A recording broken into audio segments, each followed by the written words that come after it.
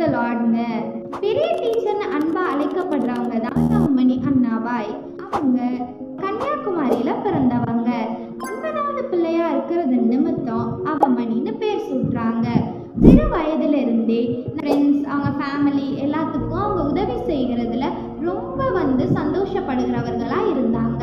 Teacher training முடித்ததற்கு பின்னர் அவங்க ஒரு பாஸ்டரை கல்யாணம் பண்ணிக்கிட்டாங்க. அந்த பாஸ்டர் பேர் பார்த்தீங்கன்னா எலியாஸ்.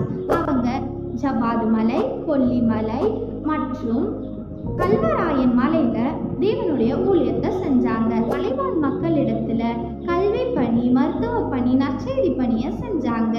அங்க இருக்கிற பெண்களுக்கு நம்ம தேவனிடத்துல எப்படி நம்பிக்கையா இருக்கணும், விசுவாசமா இருக்கணும், கிறிஸ்துவ வாழ்க்கையை நம்ம எப்படி கொண்டு போகணும் அப்படின்னு சொல்லி உமன்ஸ் ஃபெல்லோஷிப் இவங்க ஸ்டார்ட் பண்ணாங்க.